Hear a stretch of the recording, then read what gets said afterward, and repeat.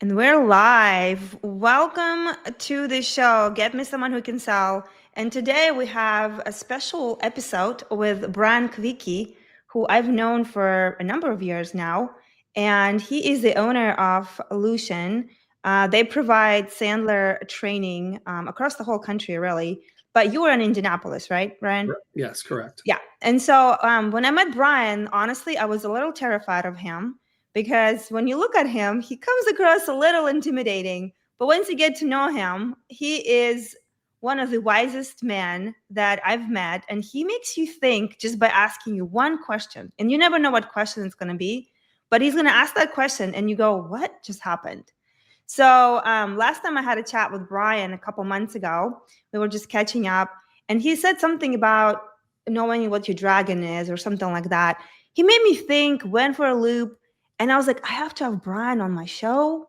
And I have to talk about his wisdom and what he's understood after, I don't know, 20, 30 years of selling? Something like that, right? I mean, 20 years with Sandler, and then you did like 10 years with 15 with Sandler and then other companies. I But mean, everything was selling. Yeah. you've sold a lot of things. And early in your career, Brian was promoted multiple times, which to me says a lot about his a lot of things. And we'll talk about all of that. But today I just wanted to tell you guys that we're in for a treat.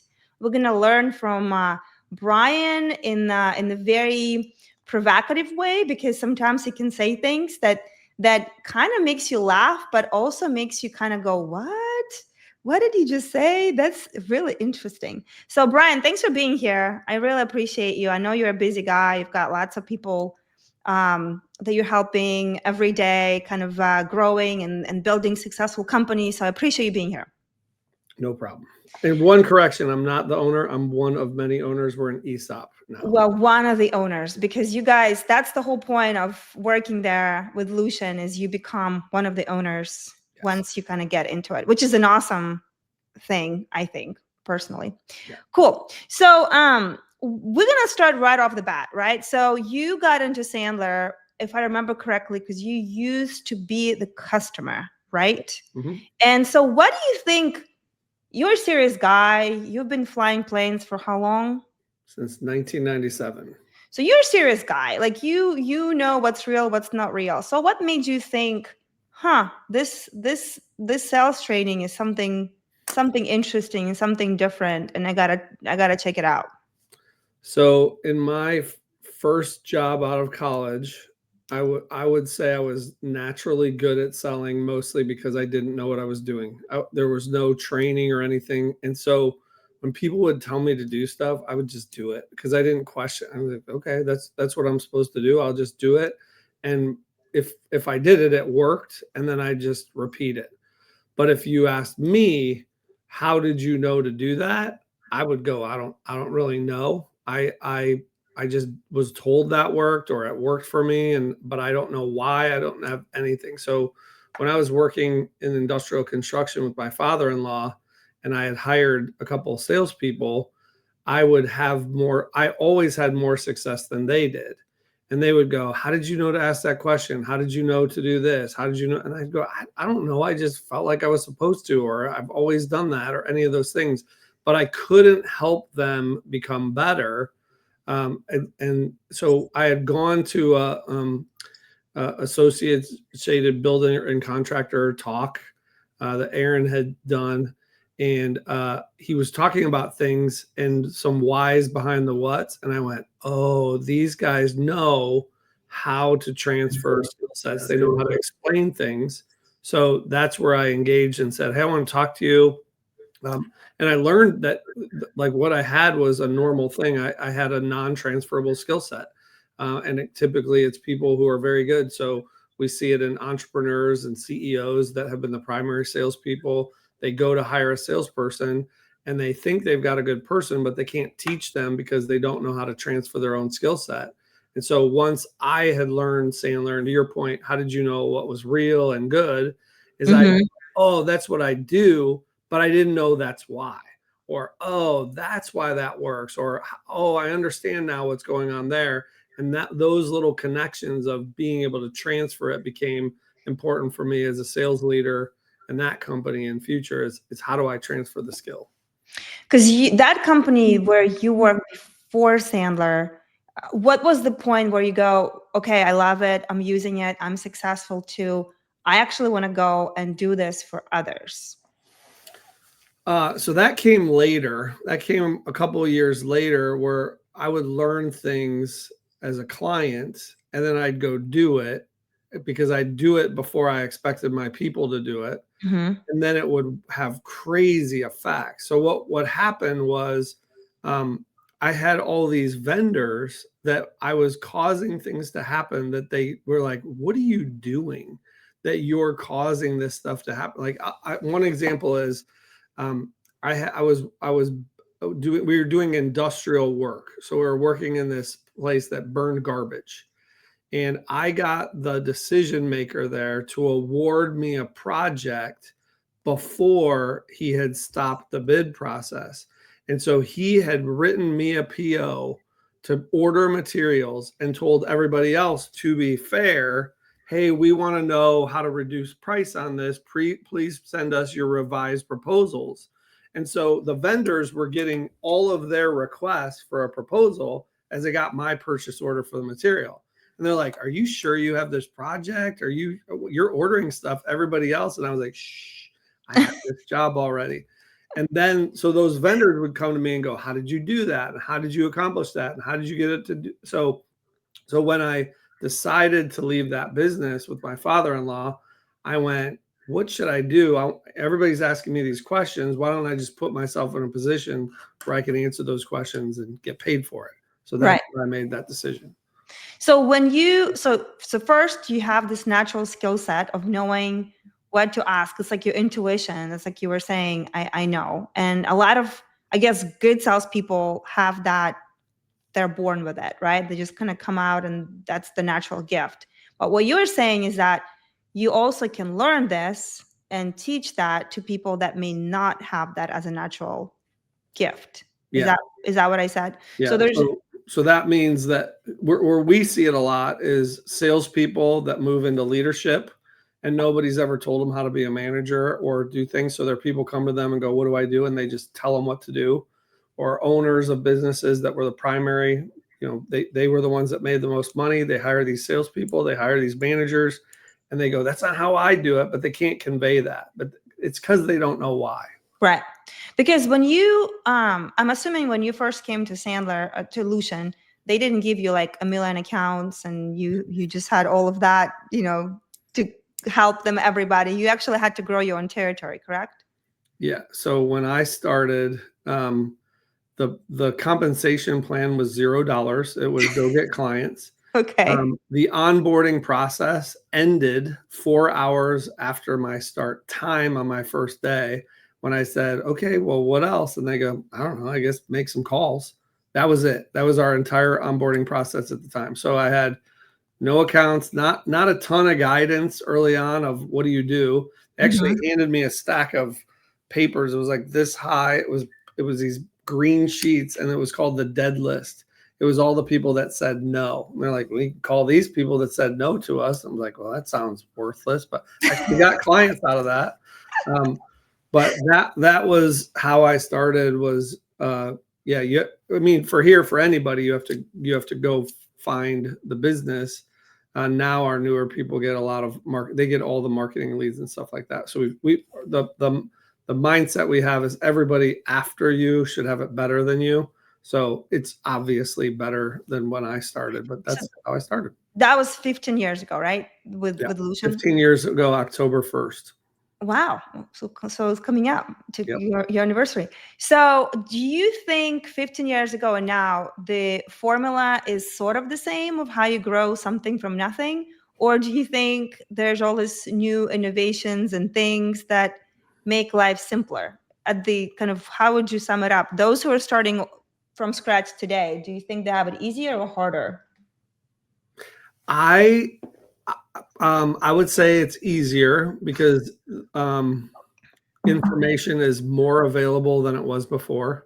You have more resources, you have AI to help, you have all those things. But What hasn't changed is it's still the foundational thing. I think the thing that people make the mistake of is they think it's more complex than it is.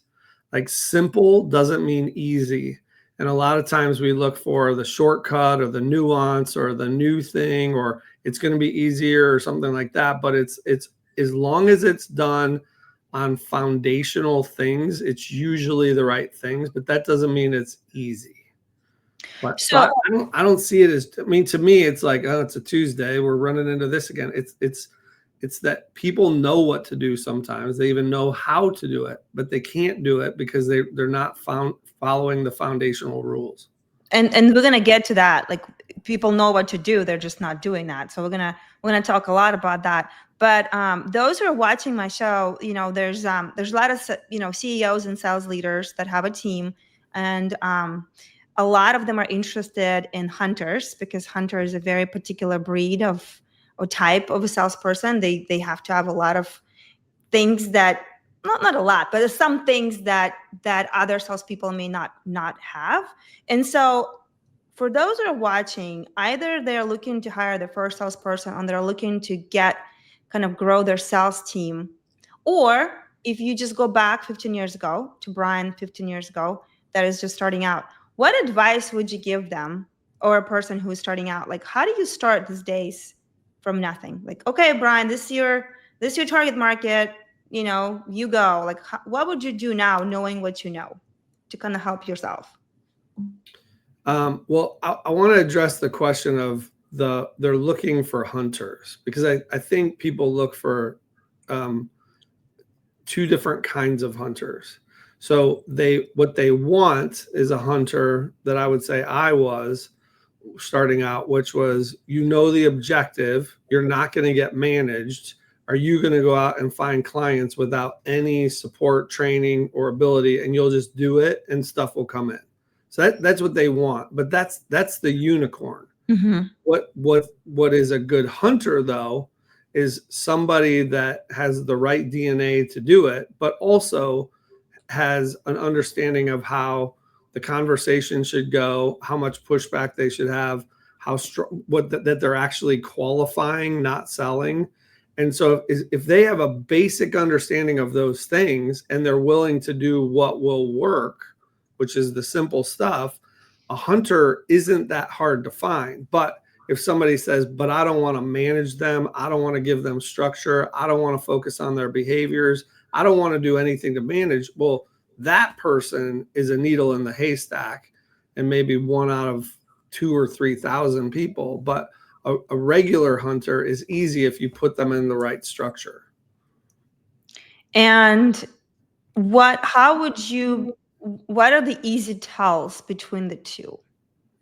So I think it's said a whole bunch of different ways, but the number one thing has to be fearless. Fearless can come in varying degrees. One is, I don't care.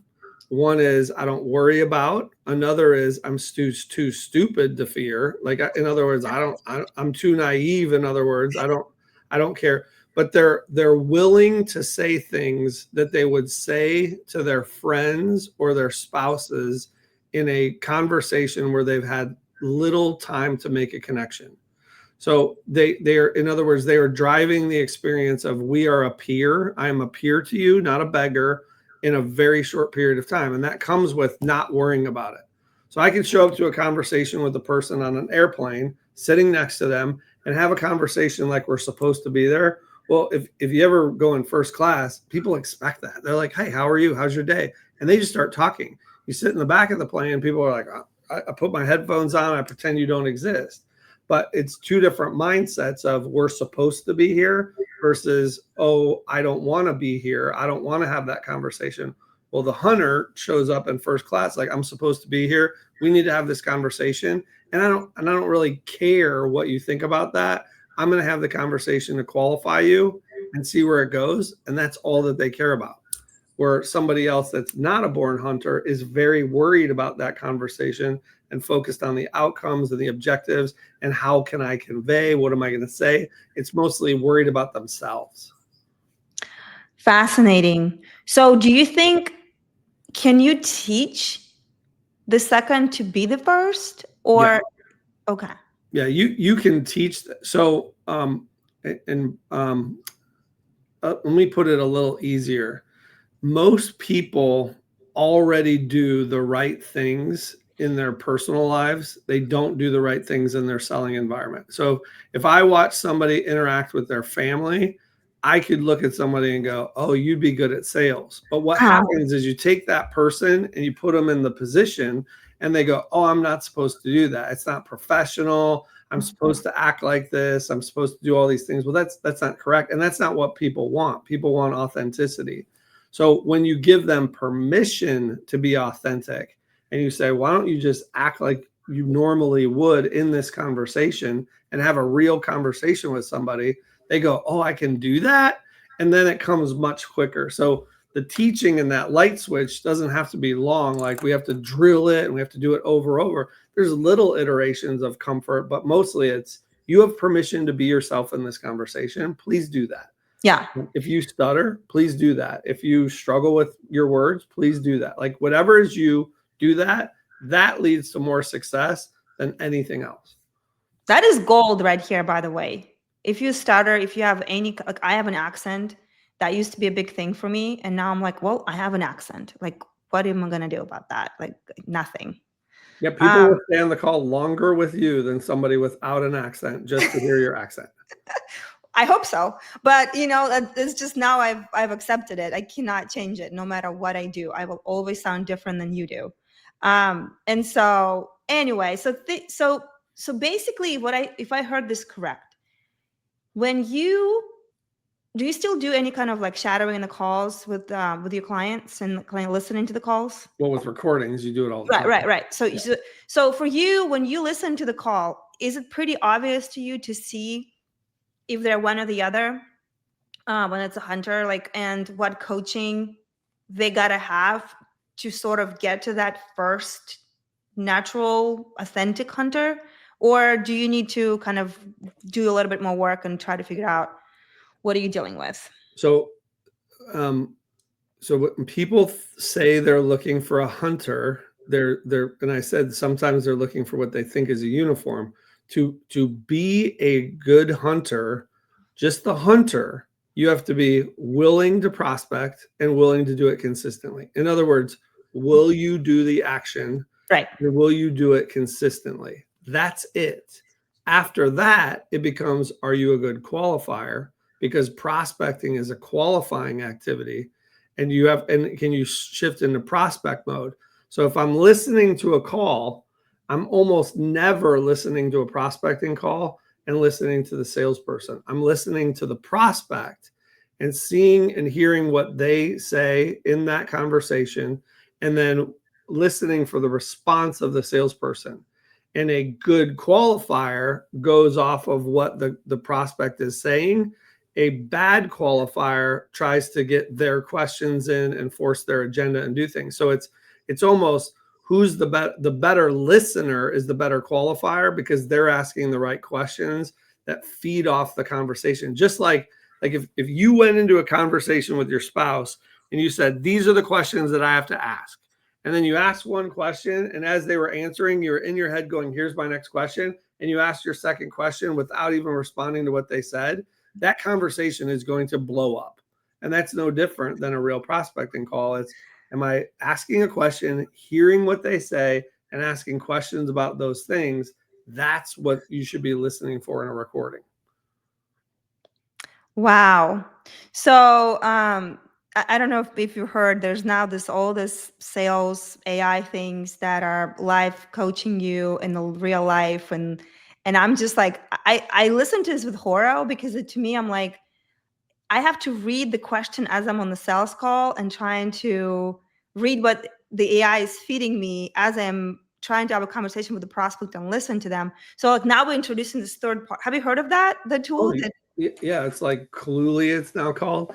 And there's a lot of that technology. But if I said, go home tonight and have a difficult conversation with your husband, do it over Zoom and run that app and let that prompt you, and let me know how it improved your marriage at the end of that. That's what we're claiming that we can do. Yeah. It's not real. It's like I said before, it's when you go to a shortcut and you say, I'm going to shortcut the human nature of this and bypass it so that I can be prepared and have a technology saying, ask this, go for this, blah, blah, blah. The good of that technology is only as good as who told it what to do. And if that's not 100% correct, you're messing up the dynamic. And it's almost never, even if I was to program it, it wouldn't even be close to correct because there's so much nuance and variability there at this point that it's not good. And we haven't learned to process that fast and listen and observe and then process and go, oh, here's how I'm going to say it. That's that's extra work as opposed to just listening and saying, what did you mean by that? Why did you say it that way? No, that's huge. Wow. So, especially with consultative selling, right? With transactional sales, maybe there are certain things, even then you probably are running against the fact that the prospect is feeling like they're being sold by following the script. But it's almost like this new technology, and maybe it's not new, maybe technology always try to do this. It's kind of like trying to put the lipstick on the pig, right? So you got to say these things, and by saying these things, you're sort of following the process. But what you're saying, if your mindset is not there, if you're not doing this on the equal stature, if you're not listening to what the person is saying and building that conversation based on the loop, then it doesn't matter what you say or how you say it. It's like you're still not building that connection, which is what leads to closing. Well, it forms the foundation of, is there trust in the conversation?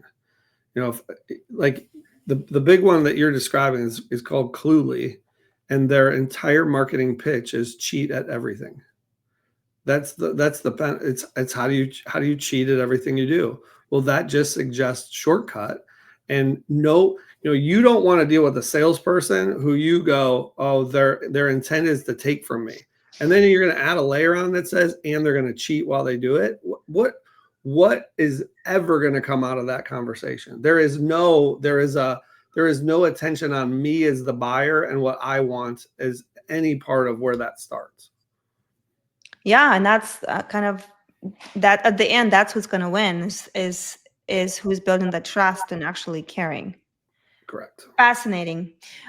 So the topic of our actual event today, it wasn't a tangent. I actually really wanted to talk with you about this technology and how it's affecting, especially the hunting part of the business, because, the farming and the customer service, I'm not saying they're easier, but the hunting is really where a lot of dreams die.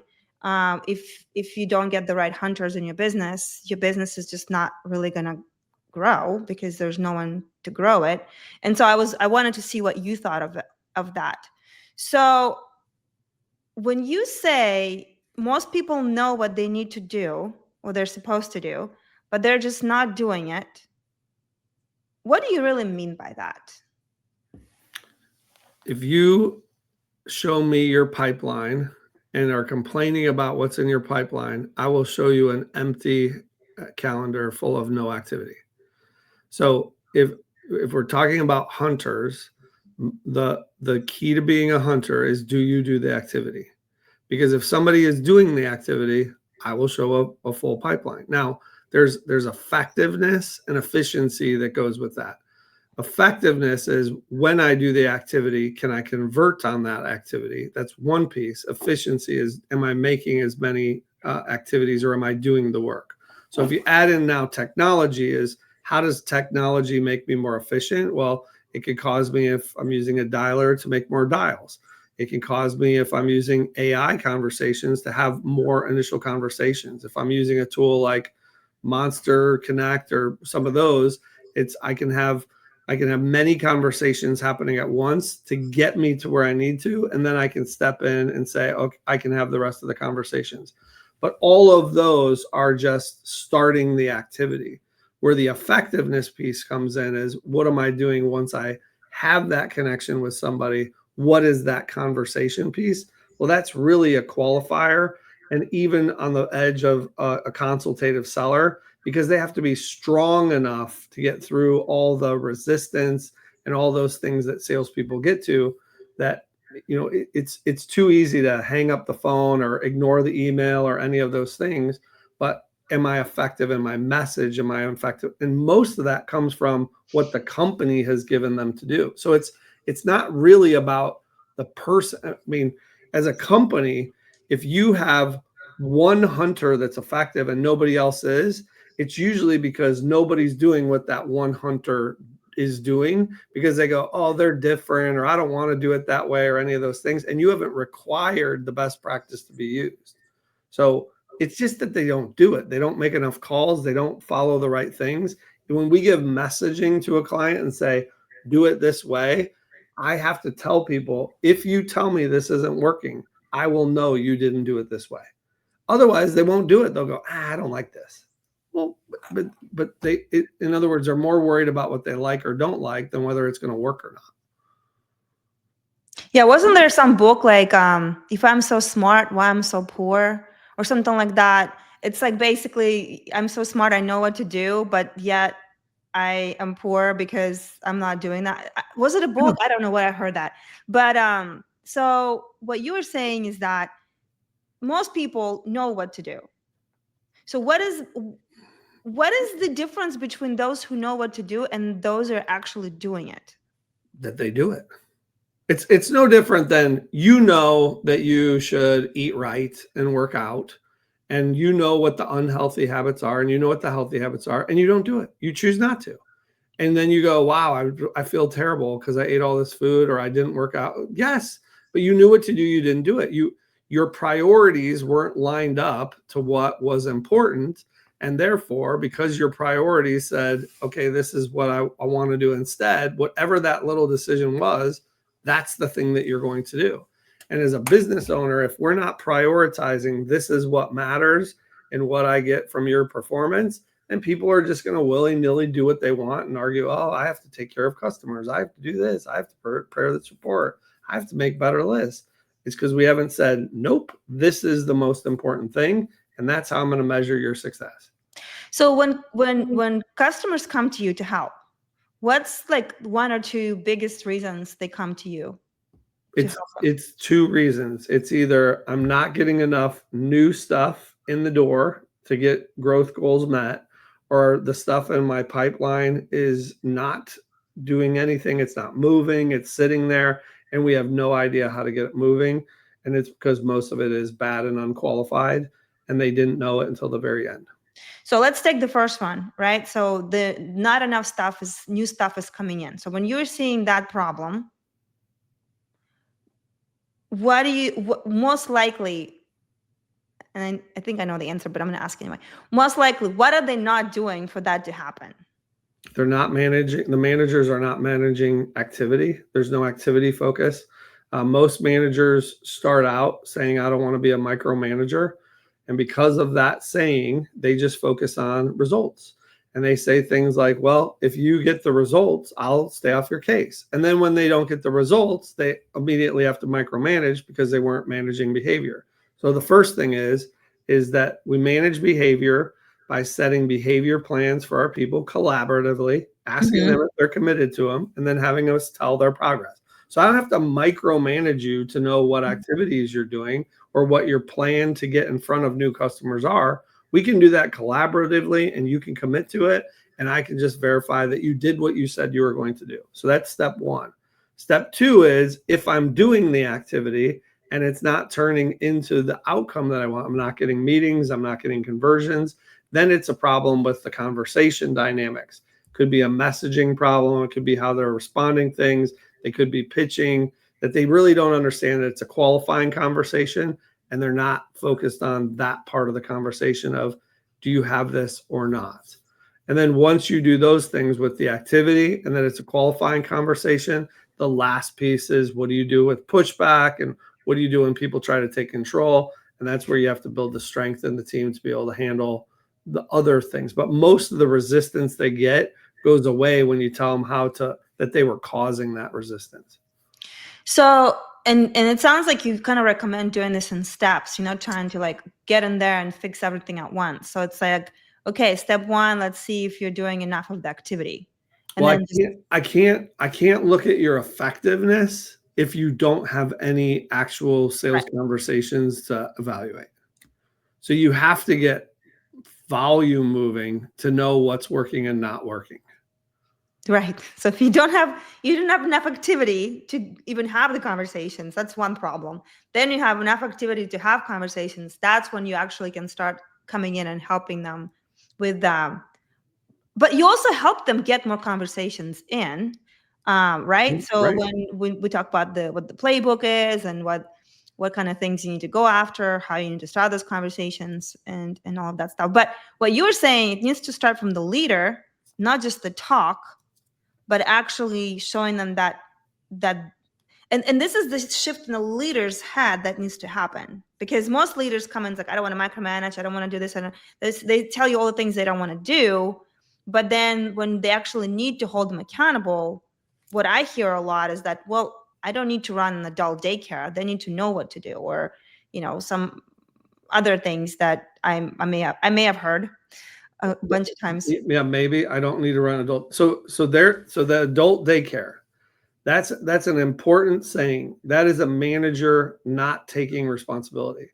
So leaders take responsibility for everything, whether it is their fault or not. It's their fault. So the less excuses you can make, because if I bring in somebody, or if I have a non-performer in my company, I either hired that person and brought in the wrong person, or my business caused them to be a non-performer. But that's on me as the leader. You can't argue that it's another thing. You either hired wrong, or so we asked the question, did you hire them that way or make them that way? Because it's your fault. And if a leader won't take responsibility and say, oh, I don't want to do that, I don't want to have that, then who wants to work for you? Because you're basically saying, I need to bring in people who do what I need them to do without any of my guidance, any of my support, any of my help, any of my structure. Well, that person is going to go, well, if I can do that, then I'm super valuable. Why would I work for somebody that is just going to take from me to do that? And so nobody applies or nobody takes that job, because they're like, oh, you just want me to be a slave for you and to tell you how to do stuff? No way. And then you don't get good people. So when people come to you for those two reasons, right? Like we talked about, not enough new business, and then the deals are not closing or moving through the funnel. What you described, just closing the loop on that, what you described kind of works on both problems, right? Just one is kind of more in the beginning of the funnel, and the other is more in the middle. So like, or is Yeah. it different? It's different. If stuff's stuck in the pipeline, the first step is it poorly qualified, or is it a real thing? And sometimes if it's a real thing, it could be that the salesperson has not been good at facilitating the decision. They haven't taken control of the process. They've allowed the prospect to guide by how they want to decide versus how they should decide, and those are not usually the same thing. Mm-hmm. In other words, like somebody says, we're going to do this by RFP and we're going to buy from the cheapest vendor. Well, that could be in the pipeline, but you can correct that. You can still win deals in those scenarios without bidding.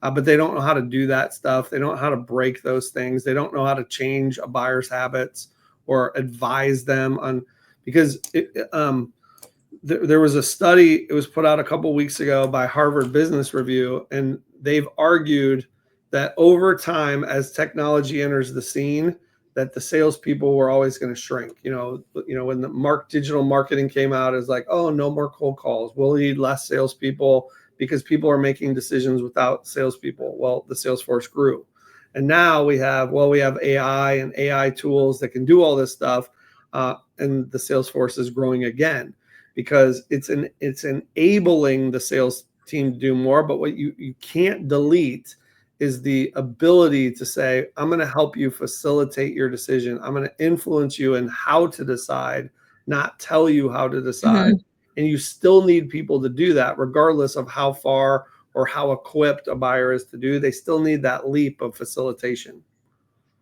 Right. And emotional intelligence, that is kind of leading that, which AI does not have yet. or Yeah. maybe ever. Yeah. We don't know. The latest study that I read last week is that now AI can game, manipulate, and kind of do some human behavior. It's still obviously not as good as humans, but it's coming up there. And so I'm like, what would that mean down the road? Very interesting. So you fly planes, and you said to me before we started that you do this regularly, and you go out there, and which is fascinating and terrifying at the same time. So what lessons do you think you learned from flying the plane, because you're up in the air, you got to make decisions fast there, right? You can't just kind of like glide and be there forever. Like, what do you think you've learned? And maybe nothing, but I'm just curious, for somebody who's flying this plane as long as you have, is there any parallels between sales, leadership, and kind of what you've done that we can learn from? Well, why did you use the word terrifying? Because to me, flying, do you see what he did here? He clarified my question. Terrifying because you're just there by yourself. Like there's you are it. You are the pilot. You're flying it. Like there's no co-pilots. There's no like you're just counting on yourself. Like you're in charge. Yeah, but when you learn to drive a car, you learn to drive with the parent in the right seat, right? But with the car, I can stop and get out of it. With the plane, you can't stop and get out of it. You have to land it. And But if you know how to land, so if you learn something, it doesn't matter if it's a car or an airplane or a boat or any of those things. The terrifying piece is I don't know how to do it. Because if you knew how to land it, or you knew what to do if the engine stopped working, or you knew what to do in an emergency, it's not so scary because you know how to mitigate that risk. You said the phrase, well, you can't just glide around there. Well, you could not run out of gas. I mean, I'm pretty sure you know how to not run out of gas. Number one crash in aviation is people run out of gas. And it's because they took an extra risk that they shouldn't have taken, and they didn't follow what was supposed to be there to protect them, which was to carry more fuel than you need. They went, oh, I'll be okay. And so as long as you know how to mitigate risks and deal with emergencies and what to do, and you have the regular skill sets, it's not terrifying at all. Now there's stuff that you go, ooh, this is not great, but you still know how to get through it. That's where I go, oh wow, that's pretty good. I got through that hairy mess there. That's exciting. That's when you go, it's, to me, that's when you get like the Zen zone of, you have the tunnel vision and everything comes together and you're like, oh, all my training, all my knowledge, all my wisdom, all coming together. It's really not that different than selling, where you're going, I asked this question and the prospect said, fine, yes, I'm in, let's do this. And you're like, there it is. It's no different. But if that person, it's their very first sales call and they're going in there going, I don't know what I'm doing, it's just as terrifying in the exact same scenario. So it still comes down to skills, knowledge, wisdom, experience. That's what takes it away. so do you think in the way it's helped you in what you're doing now with CEOs and like leaders, or are there any parallels that you see between the two activities, I guess, that you can draw on or explain, or kind of, especially under pressure, right? Like what can others learn from you from this experience?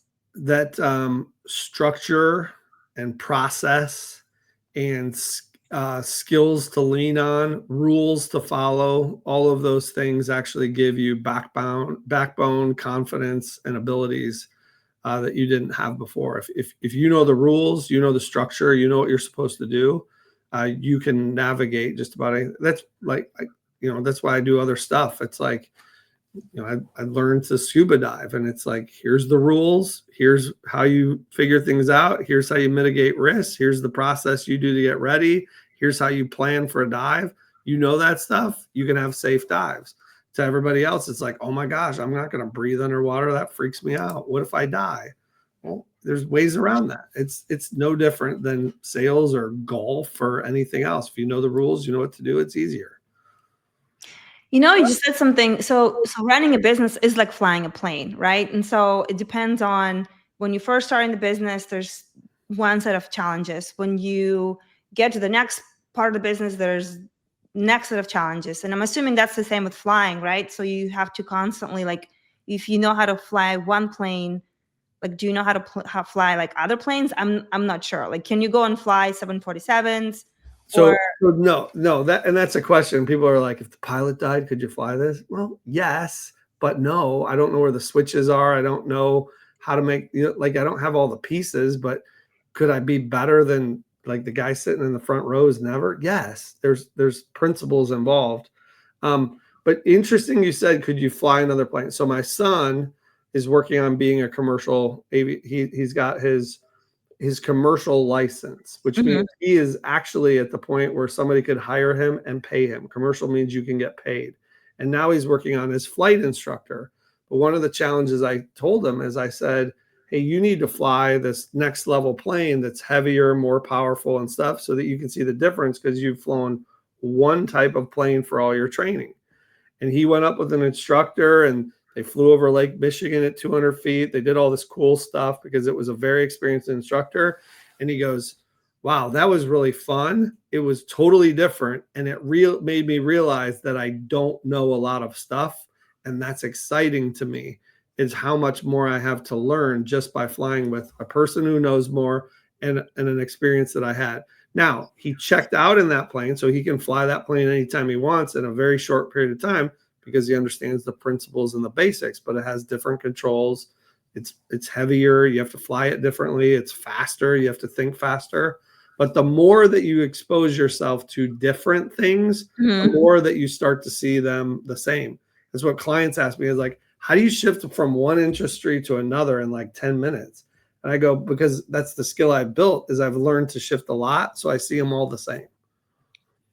When what you just helped me understand is that, yes, the planes may be different, just like the businesses, like you said, the business may be different. The business under 5 million is different than the business between, I don't know, 15 and 50 million. They're different. But because now you do have, like, I guess the playbook or the instruction, like, when you're getting into something new, you either have to fly with the instructor who's done that before. I don't know what the process would be like for you to learn your skill, or read a manual, or go through different training, but you now know what steps to take to go from this sort of level of flying to this level of flying. Right?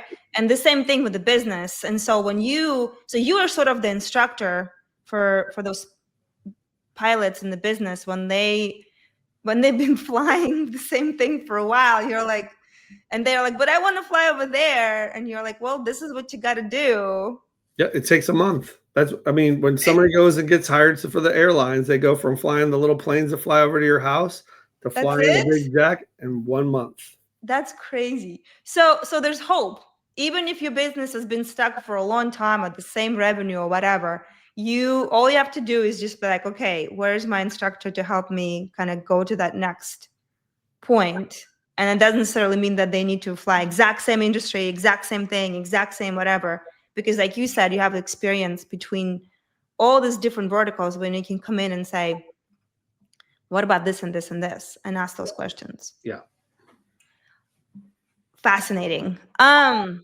So let's talk about dragons, right? So you said in my last conversation with you, you said, what is your dragon? Kind of like, you got to know what your dragon is, and you must be willing to go and slay your dragon. And if you don't have that, that's kind of like operating, and I'm paraphrasing your words the way I remember them, but you sort of kind of wondering with really no purpose in life if you don't have that one dragon to slay. Am I summarizing it right? Or did I hear what I wanted to hear? Yeah, I hear it as people say, I'm burned out, I'm bored, I feel like I'm doing nothing right now. And that's where that question comes up a lot of times is, well, what is the thing you're driving to that makes you uncomfortable? Because if we go back, 10 years or 15 years in your life, did you ever see yourself in this position today? But you probably said, this is what I want to be. And then you get to that place. And then the next level of here's what I want to be, or this is what I want to build, or this is what I want to become.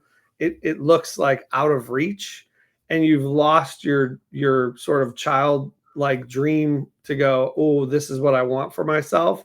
and you just can't make the leap. Well, you have to actually make the bigger leap and to say, I don't think this is easy for me. I think it's uncomfortable for me, and therefore I'm going for it, to rejuvenate that purpose and what you're doing and what you're going after, to get there. Because it's almost like we live in a society where you have the guardrails of what your dragon should be, right? And don't question it too much. You go to school, you go here, you get married.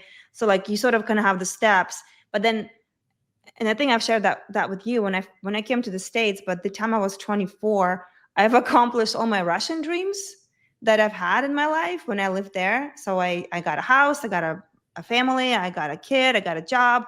And I was like, but now what? Like, what do I do now? And there's no training on how to figure out your dragon. So what would you now, knowing what you know, and I think when I talk to people that work with you, like they all say with this consistently, like you sort of like you really drive this home with focusing on what is your dragon? What are you trying to do? What are you trying to accomplish?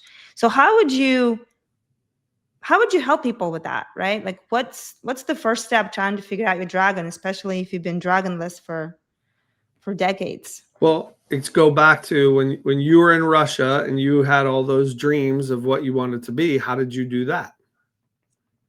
Well, I had American Dream. Right. You saw it and you said, this is what I want to become. This is what I want to do. This is what I want to have as far as money, all of those things. You just wanted it. You're just like, I want that. I think so when you're young, you take more risk because you have nothing to lose. You don't have money in your bank account. You don't have children. You don't have a family. You don't have to do that. And then all of a sudden you say, okay, that's what I want. And then you look at it and go, okay, now I'm saddled with it, because what if I lose it all?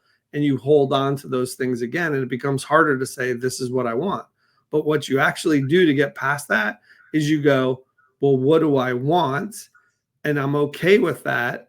And if you sit back and go, well, am I really taking that much risk? You're usually not taking that much risk, because the risk question is, what's the worst that can happen if this doesn't work out? And as long as you're okay with that, it's not that big of a deal to take that risk. So it's more acknowledging this is what I want and saying it's okay for me to want what I want. And it's okay for me to say that's what I want for myself. That's what I want for my family. It's okay to be uncomfortable. In fact, the more uncomfortable it is, the more you'll actually try to figure out how to get it. And then evaluating, going, okay, if that doesn't happen, am I okay with the outcome? As long as you're okay with that, take the risk, throw it out there and go, I'm going to go for it. Well, so I was lucky. I had a very supportive family who didn't put a lot of their goals on me. They didn't tell me, I want you to do this, I want you to do that, go to college, this and this. I literally kind of forged my own path. In fact, my dad had to convince my mom to let me go to America because they all stayed in Russia. And so there was not a lot of brainwashing, I guess, that I had. But I'm just, sometimes when I interview people or I look at people, there's so much, their parents wanted to do this, or their spouse wants them to do this, or like all these voices. And I wonder, the older you get, the more you don't really listen to your own voice anymore, and you listen to other voices of what you should be doing.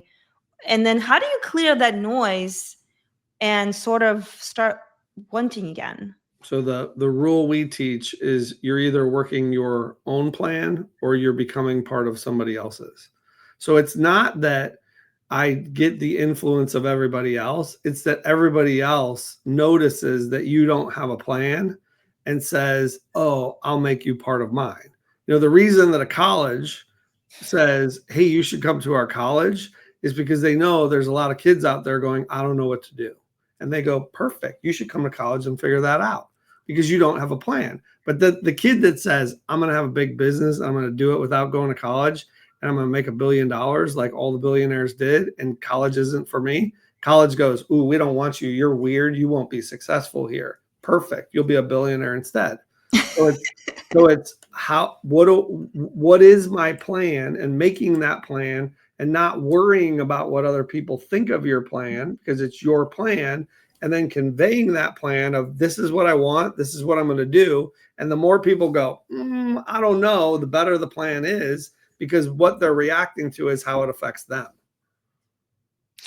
So your mom didn't want you to not go to Russia for you. She wanted you to not go to Russia for her. she didn't want me to go to America for, That's obviously. Yeah, she was scared for me. So for you, no, she was scared for her. right. And my dad, thank God, convinced her that this is the dream come true, an opportunity of my lifetime. But if she didn't, that would be a very different life. So this is a very deep topic, because if I don't have a dragon that I'm chasing as a leader, then my business probably is not going to grow and not going to go the way if there's no plan, like how is it going to grow? That's it one. Will grow. It will just grow slow. Right. So that's the first thing. Second thing, if I don't know what dragons my people are chasing, then it's harder for me to tap into. I would go in the same direction. So I guess those who are watching, not only is it important for them to know what their dragon is, but it's also important what their people's dragons are, and if they even have them. And for those people to know what yours is. Right. Because what you want is your people aligning their dreams and goals with what you want for yourself. And then everybody's rowing in the same direction. Because for a while, I was told this is very personal stuff to ask Americans, right? You shouldn't be asking that. And that's my cultural training back in the days that I had to go through. And it took me a while to break through that and start asking those personal conversations. What do you want? What's your dragon? All of that stuff. I'm using dragon because it's a very visual, it's not just what do you goal for the next 5 years? It's like more personal. And it takes some courage to start having those conversations, right? And ask somebody, because sometimes people don't even know. Like, how often do you come across people that really know their dragon? It's like, the 1 to 5% of people do. And what would be your, like, I don't know if you have a little formula, like how would you help somebody find it out? One of the questions is, what would you do if there were no consequences? So eliminate risk. What would you be doing? What would you be striving towards if you couldn't fail? Would be another way to ask that question. And people almost always go, oh, I'd be doing this. And then it's, why aren't you doing that? What is the limitation? What is the obstacle that holds you back? What is in your way from doing that? And then you focus on, well, how do we remove that? And most of those things are pretty easy to remove. So when you start working with leaders, is this one of the conversations you have with them, trying to understand what is their dragon, or like how, or maybe it's not necessary for kind of. Oh no, it's necessary. They usually know where they want to grow because they haven't been growing. So they know their next iteration. The challenge is, okay, what are we doing after that? Because that's going to happen pretty quick. And that's where some of them get upset. They're going, you're telling me I can get to this quickly and I should be thinking about what's next. And I actually had a client say, well, that's pretty cavalier for you to say that. And I was like, well, that's just what happens. The other thing that I'll do is to say, okay, to get to that, there's going to be stuff that's in the way. There's going to be friction. Your business is going to break. All these things are going to happen. Do you have a plan in place to mitigate that stuff? Because you can't say this is what I want and then go, I don't believe it's going to happen. You have to actually make the stuff happen that gets you there. And then they go, oh, I actually had a CFO who didn't believe it, didn't order a machine that the company needed. And then when we got to that point, I'm like, when's the machine coming? He goes, I didn't order it. I didn't believe it would happen. And he derailed the business for a year based on the lead time of that machine. Like you have to act like it's going to happen once you commit to an objective. So the dragon for a business owner is the next revenue that they've been chasing for a while and they haven't been, could be, right? And then understanding why do they want that revenue. Yeah, and what does it do for them personally is the most important thing. Right. So that's what's different between a goal and a dragon. It has to have personal resonance of why they want it. Yeah, and goals is people don't love goals because they hear that as time constrained. Most goals shouldn't be time constrained.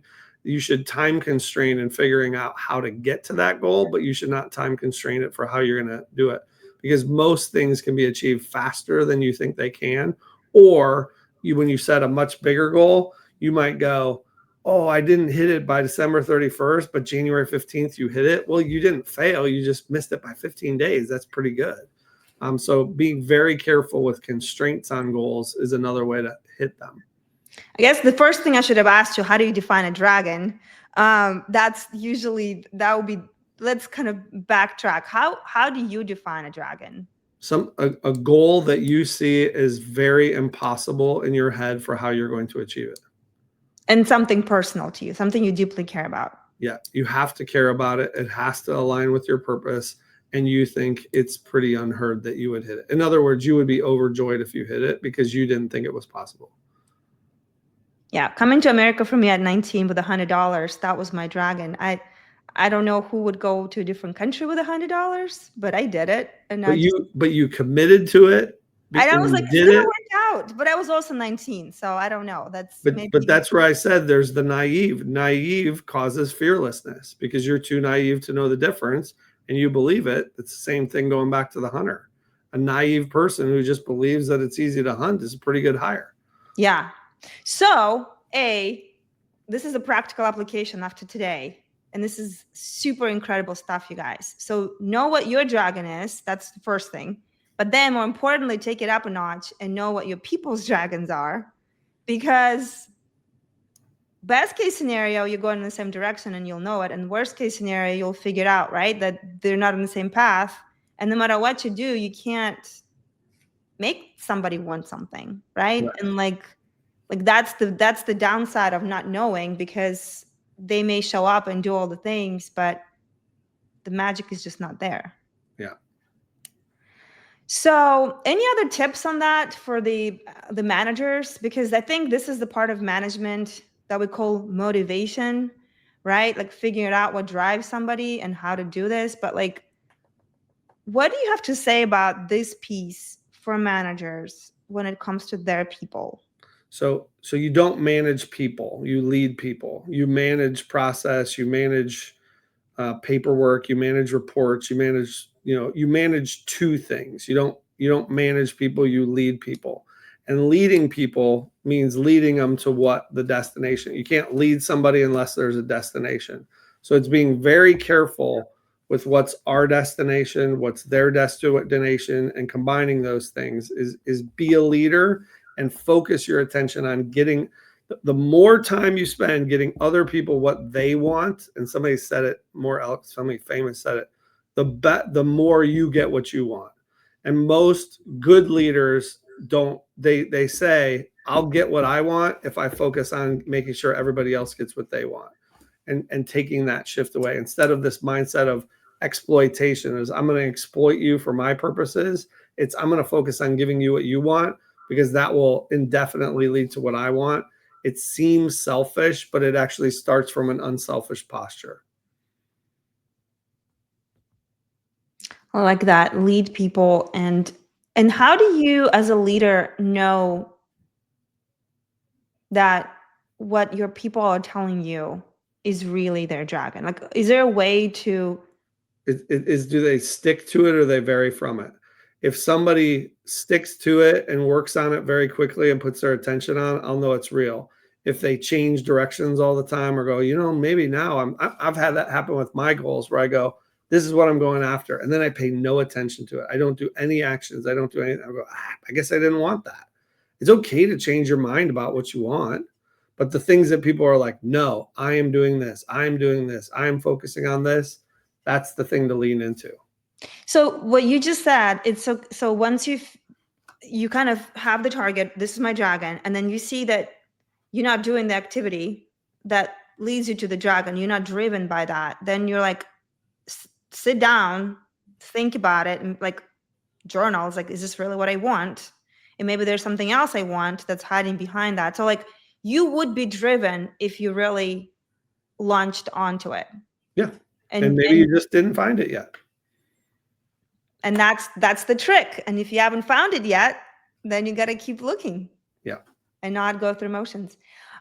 this was fascinating and so inspiring, but inspiring not a good word. It's like it's practically inspiring, because this is the piece that's missing with so many companies I talk to, because this is the soft stuff that people feel uncomfortable talking about it. But this, if you get this right, it sounds like there's no limit. Correct. Do you have any, what else do you have to, any last words of advice or anything I didn't ask that you wish I did? No, those were good questions. Any parting words? It's simple isn't easy, but focus on the simple. And if you want to find more Brian Kavicky on LinkedIn, and he is going to be in the notes. He is the person to follow. And if anybody has any questions, I'm sure they can reach out and just reach out. And you know where to find you. Well, thanks. This was fascinating, and I appreciate you lots. And thanks for all you do for the world. This is incredible. Have a good one. See ya. See ya. Bye.